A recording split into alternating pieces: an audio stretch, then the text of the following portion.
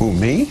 Good evening. This is Thursday, January 8th, 12 days until the inauguration of President-elect Barack Obama. Throughout the transition, the American economy plunging ever deeper into crisis. The reality that the nation has only one president at a time, and it is not yet Obama. Never seeming more prohibitive nor surreal than this morning when, in our fifth story in the countdown, the president-elect taking the extraordinary step of giving an address to this nation before he takes office, warning that without swift and dramatic action, the American economy could be mired in recession or worse for years to come. It is still the economy. Stupid. On the day he was officially confirmed by Congress as the winner of the 2008 presidential election, with an electoral vote for every day on the calendar, incidentally, Mr. Obama saying that if nothing is done, the unemployment rate could reach double digits. The consequences of doing too little or nothing at all. For that will lead to an even greater deficit of jobs, incomes, and confidence in our economy. In pushing his stimulus package, the president-elect making clear that he believes government isn't the problem, it's the solution. Only government can provide the short-term boost necessary to lift us from a recession this deep and severe. That's why we need to act boldly and act now to reverse these cycles. And the president-elect, of course, recognizing he cannot do it alone. For every day we wait or point fingers or drag our feet, more Americans will lose their jobs. More families will lose their savings. More dreams will be deferred and denied. And our nation will sink deeper into a crisis that at some point we may not be able to reverse. That's why I'm asking Congress to work with me and my team day and night, on weekends if necessary, to get the plan passed in the next few weeks. In Congress, Speaker Pelosi saying that the conditions are finally right for change. We have a big, strong, something like an 80-vote majority in the Congress, in the House. We have a Democratic president in the White House. His economic recovery package, almost sight unseen, is supported by 79% of the American people. So that swift action the president-elect is looking for, the anticipated timeline he gave earlier this week of a bill by late January or the first week of February, that won't be a problem, right? And we'll have a bill before the president's recess. If we don't have a bill before the president's recess, there will be no president's recess. The president's recess, as in President's Day, as in scheduled to start on the fierce urgency of February 14th, just 37 days from now, only 25 days after the inauguration. Part of the problem, the price tag of what President-elect Obama is asking for, at least $800 billion that would pay for the construction and repair of roads and schools, double alternative energy production in 3 years, and generating the most controversy, it would offer tax cuts to families and businesses. Despite the tax cuts, Republican lawmakers, like the Minority Leader Mr. Boehner, suddenly finding religion on deficit spending after 8 years of rubber stamping this nation into the Bush poorhouse.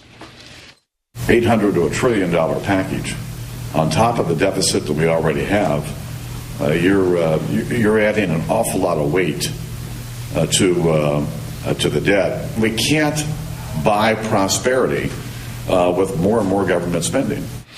Time now to call on our own Howard Fineman, senior Washington correspondent for Newsweek magazine. Howard, good evening. Hi, Keith. Democratic senators met today with Obama's economic advisor, Tom Harkin, who said after the meeting, I'm a little concerned, by the way, Mr. Summers and others are going on this. It still looks a little more to me like trickle down. Senator Kerry, Senator Conrad, Senator Wyden also expressed some skepticism about the tax credit proposal. If the Democrats are equating the Obama plan to the supply side economics of Reagan and the early Bush years that principally got us into this mess, is this stimulus package already in some trouble? Well, I think that part of it may be, Keith. Talking to people who were there, Larry Summers, who used to be Treasury Secretary in the Clinton years and who is clearly going to be a major voice in the Oval Office with President Obama on economic policy, went up to the Hill and he got an earful from Democratic senators.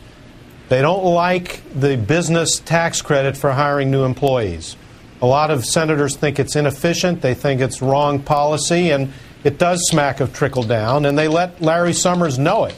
And Summers, who's used to leading the class, had to be the pupil and sit and listen. Now, that doesn't mean that it's dead by any means, even that tax provision, but it just shows you that Obama's going to have some sales work to do up there.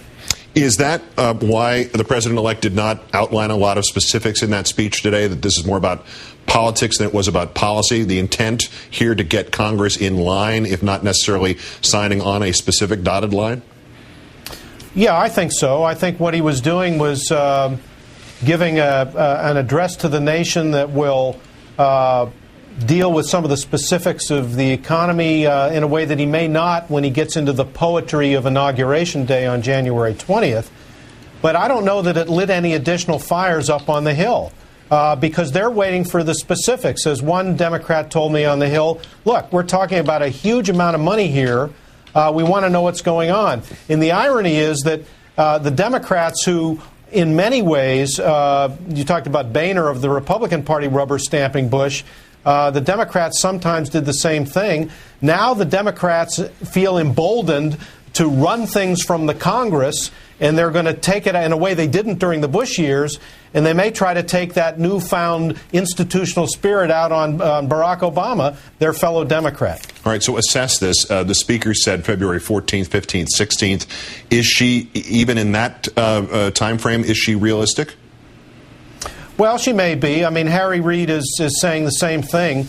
He's saying that same February weekend, about a month after Inauguration Day. By the standards of Congress, that's almost instantaneous. But I've covered the Hill a long time, Keith, and I can tell you whatever timetable they give you, double it. If they're saying 25 days, it means 50 days. And I'll say this on behalf of Harry Reid, the Democratic leader. He's telling his colleagues, look, we want 70 or 80 votes. We want a good hunk of Republican votes, not just the Democrats. If they're aiming for that, that means it could take longer in the Senate. Our own Howard Fineman, also, of course, of Newsweek magazine. Thanks as always, Howard. Thank you, Keith.